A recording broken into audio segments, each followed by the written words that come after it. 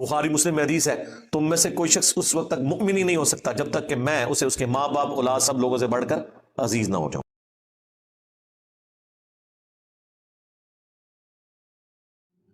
دیکھیں ہم نکال رہے ہیں ان کے بزرگوں کے ناموں کے کلمے، ان کے بزرگوں کے دعوے نبوت، اور یہ ہمیں کہتے ہیں جی تمہاری حدیث کی کتابوں میں بھی تو یہ کچھ لکھا ہوا ہے۔ بھئی ہماری حدیث کی کتابوں میں وہ کچھ نہیں لکھا ہوا جو تمہارے بابوں کی کتابوں میں لکھا ہوا ہے، یعنی کہ چشتی رسول اللہ، تھانوی رسول اللہ۔ تھانوی بھی اب تمہارا ہی ابا ہے کیونکہ دونوں اب ایک ہو۔ دیکھو یہ لاہور کے دو بھائی کتنا چیخے ہیں قادیانیوں کے مسئلے پہ، چیخے ہیں نا۔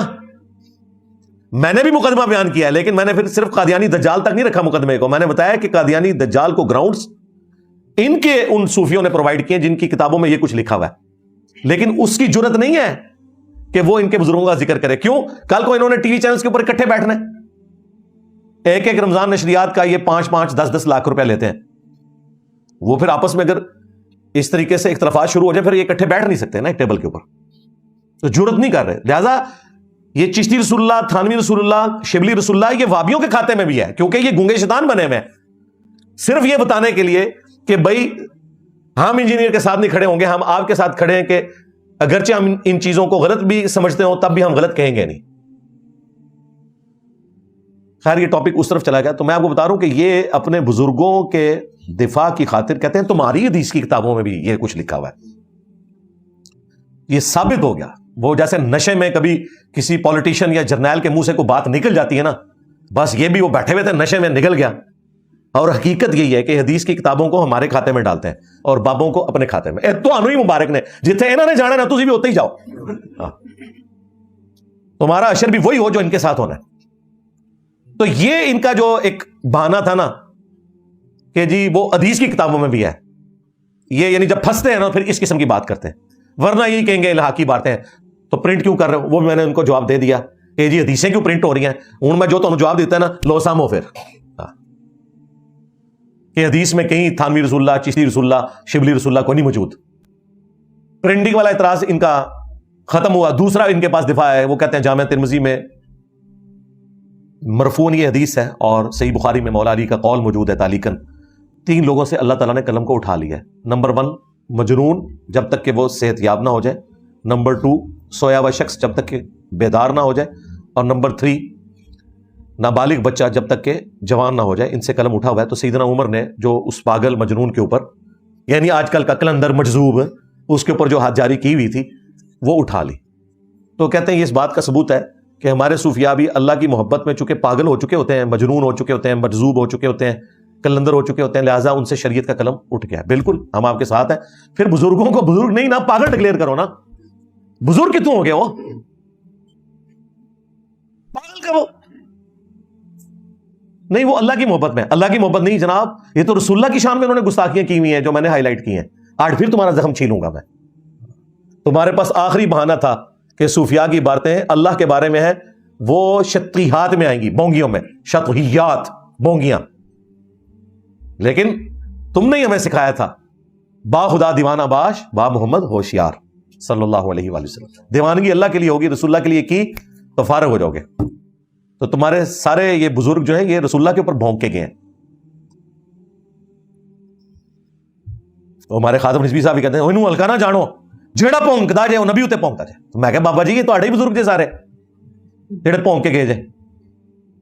بابا جی وہ کشف المحجوب لایا کرتے تھے جس میں گستاخانہ عبارتیں تھیں۔ پوری زندگی بابا نے جواب نہیں دیا میری بات کا۔ ایک ہفتے میں 7 لاکھ لوگ وہ ویڈیو دیکھ چکے تھے۔ خادم رضوی صاحب زندہ تھے 2017 میں، جس میں کہا تھا کہ تجھے اتنا اگر غم ہے نا رسول اللہ کی عصمت اور عفت کا تو اپنے ان بابوں کے اوپر بھی فتویٰ لگا۔ جواب تو اس نے نہیں دیا۔ کچھ دنوں کے بعد پہلا مرڈر اٹیمپٹ کرنے والا بندہ آ گیا میرے اوپر، اکتوبر 2017 کے اندر، 28 اکتوبر کو۔ اس کے بعد سے ابھی تک ٹوٹل 5 حملے کروا چکے ہیں، اور 5 کا تعلق جو ہے نا وہ ٹی ایل پی سے موٹیویٹڈ لوگ ہیں۔ میں نہیں کہتا کہ انہوں نے آفیشلی لانچ کیے ہیں، لیکن ان سے موٹیویٹڈ ہے، جن کے ڈر کی وجہ سے مفتی صاحب نے اپنی ویڈیو چھپا لی، معافی بھی مانگ لی۔ پھر کہتے ہیں جی وہ انجینئر صاحب کو چونکہ سمجھانا نہیں آتا، مفتی صاحب نے سمجھایا، دیکھو اینی جی گل سمجھانے کی کوشش کی تھی، نس گیا جے، اور نس گیا جے، اور ڈر گیا ہی ہوئے، ہاں ہوں میمز بڑھن گیا، اور ڈر گئی ہوئے، ہاں बस निकल गई है वहां। इंजीनियर साहब जरा ना थोड़ा पोलाइट हो जाए। ओ अल्लाह के बंदो, ये काबू ही मेरे आए हैं। मैं पोलाइट होता, इन्होंने मेरी एकेडमी की ईंट से ईंट बुझा देनी थी। मैंने इनके घर में ऐसी आग लगाई है कि इन्हें वो आग बुझाते बुझाते ही इनके 14 साल निकल गए हैं। और ये मैं आपको अपना ट्रूथ रिवील कर रहा हूं, मेरे साथियों को पता है। मैंने 2009 में जो पहली दफा अंधाधुन पैरवी का अंजाम पंफलेट लिखा था ना, वो इसीलिए लिखा था।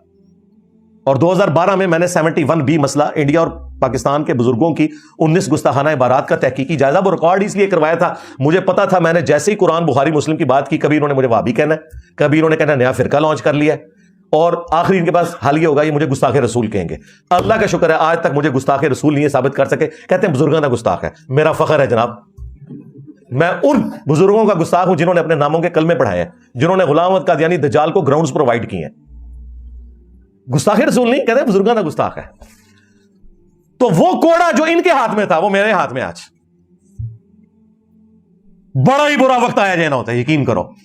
इन्होंने सोचा भी नहीं सी, एक छोटी सी पुड़िया उसामुल अरमैन लिख के सारे फिरकों के इन्होंने आगे लगाया हुआ था। आज इंजीनियर साहब से भीख मांग रहे हैं। इंजीनियर साहब हमारे बुजुर्गों को गुस्ताख न कहें, जो पूरी दुनिया को गुस्ताखी के नेज़े की नोक पे रखा करते थे।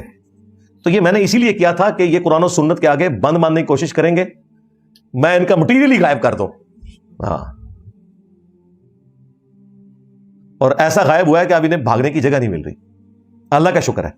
मुझे कोई शौक नहीं था। लोग कहते हैं नहीं बैठे बैठाए कपड़ा तुसी उखेड़ देती है, बाबियां दी हैं, जरूरत क्या भाई, मेरी मजबूरी थी भाई, मैं क्या करूं। जब जिंदगी मौत का मसला बन जाए तो आप हराम भी खा सकते हैं। तो यहां तो उम्मत की अकीदे और ईमान की जिंदगी मौत का मसला था, तो मैंने फिर बुजुर्गों की किताबें उखाड़ी हैं। ये मुझे नाकाम कर सकते थे अगर पहले दिन ही आके लाने बरात कर देते, किताबों को आग लगा देते, प्रिंटिंग बंद कर देते। पहले दिफा करते रहे, बाद में कहते हैं जी वो इलाहाकी बातें हैं, फंस गए। आप लोग कहते हैं इंजीनियर साहब ने दाखिल करवाई है, पहले मुनाजरे क्यों किए थे? अब मुझे बताएं, जब ये इस बंद गली में चले जाएंगे तो मेरे ऊपर मर्डर अटेम्प्ट ही करवाएंगे ना, और क्या करवाएं? अब चारा तो कोई नहीं है। या फिर आए दिन वो तमाशा लगाएंगे जी, 1 to 1 सामने बिठाएं जी, हमारे मुफ्ती साहब आ जाएंगे। ये देखा है ये 1 to 1 जो हुआ है, ये साहिल अदीम साहब का और वो जो एक कोई आलिम दीन थे बरेलवी, ठीक है, जाती धमकियां दी गई हैं, तू बाहर निकल, मैं तेनों पूछना मां, मैं थे भी पीछे बाहर निकल के भी पूछांगा। वो भी उनको आगे से ये बात कर रहे हैं। ये होता है भाई 1 to 1 का नतीजा। कुछ रिजल्ट नहीं निकलता भाई। हमने भी अवाम की अदालत में अपना मुकदमा रखा है, अवाम आपकी है, हमारी नहीं है। आप अपनी अवाम को सेटिस्फाई कर लो। तो इनके साथ भी ये कुछ होना है, इन्हें पता है, इसलिए देखें कोई बड़ा नहीं सामने आता। मुफ्ती मुनीब साहब ने मेरे खिलाफ कितने मज़ामीन लिखे नाम लिए बगैर दुनिया अखबार के अंदर, मैंने उनको भी रिबटल किया, लेकिन किसी बड़े मुफ्ती ने मेरे ऊपर कोई कुफर का फतवा इस तरह की कोई चीज नहीं लगाई है। उन्हें पता है बातें ठीक कर रहे हैं। उल्टा मुफ्ती हनीफ कुरैशी साहब जब यहां ड्रामा लगा के गए तो मुफ्ती मुनीवर रहमान साहब तो मेरे साथ खड़े हो गए इस हवाले से। उन्होंने कहा इस तरीके से कौन से मुनाजरे होते हैं, अकेले ही जाके फाते हो जाओ। और जो इनके सरपरस्ते आला है जिनकी वो आशीर्वाद से आए थे, उनको भी फारिग कर दिया। ये देखें मुफ्ती हनीफ कुरैशी खुद तो डूबा ही है, अपने बड़े को भी हसीनुद्दीन शाह को भी ले डूबा है। और क्या वो जामिया राफजिया है, इस राफजी को पनाह दी हुई है, वो भी फारिग हो गया।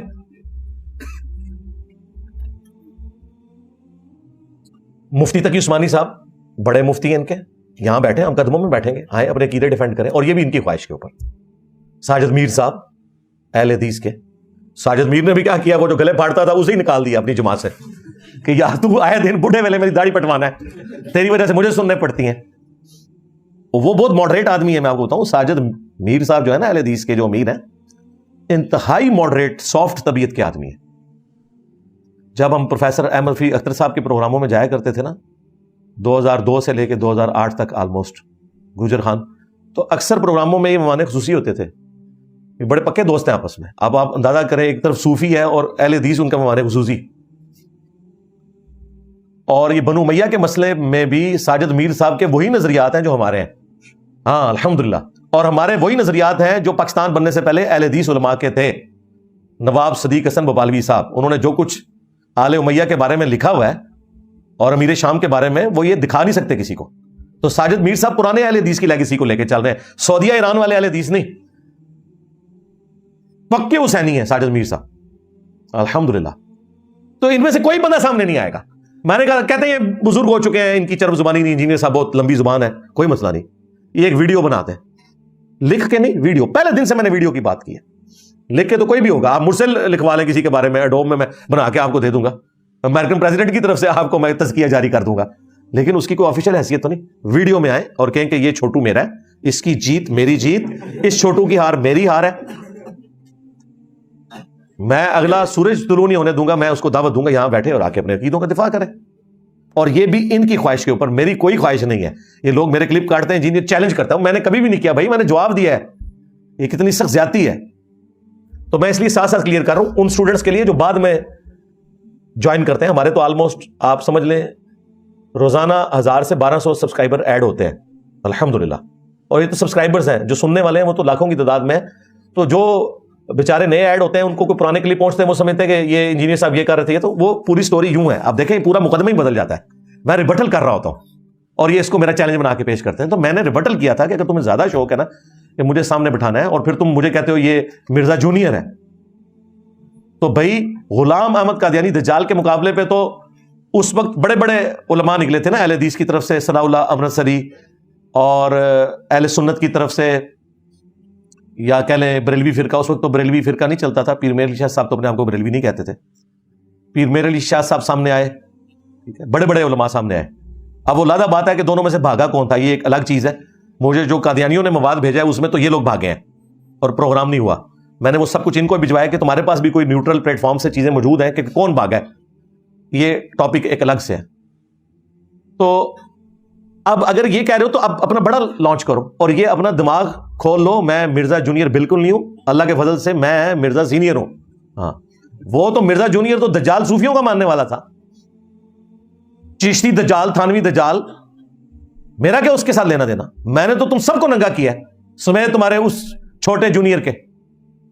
تو یہ کہانیاں کرانی چھوڑو. اور یہ جان بوجھ کے اس طرح کے الفاظ استعمال کرتے ہیں تاکہ نہ کوئی عام آدمی میرے اوپر چڑھا دیں. پھر دیکھیں ویڈیو میں بھی کہتے ہیں دیکھیں اس وقت تو انگریزوں نے پروٹیکشن دی تھی تو غلام القادیانی دجال کو ہم قتل نہیں کر سکے، آج اداروں نے اس جونیئر مرزے کو پناہ دی ہوئی ہے.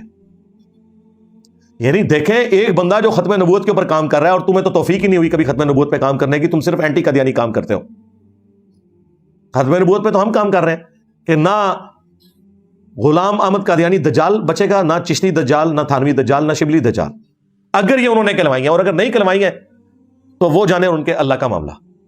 ہم کسی کی طرح سے جھوٹا دفاع نہیں کریں گے، کیونکہ آپ کے بزرگوں کی بزرگی مسلمہ نہیں ہے ہمارے نزدیک. اگر یہی کچھ جھوٹ صحابہ اور اہل بیت کے بارے میں ہوتا تو ہم صحابہ اہل بیت کے ساتھ کھڑے ہوتے، چاہے ان کی طرف غلط باتیں بھی منسوب ہوتی ہیں، ہم کہتے ہیں بکواس ہے. تمہارے بزرگوں کے تو قائد نظریات ہی اس قسم کے ہیں نا، کس کس بات کی ہم تعویل کریں.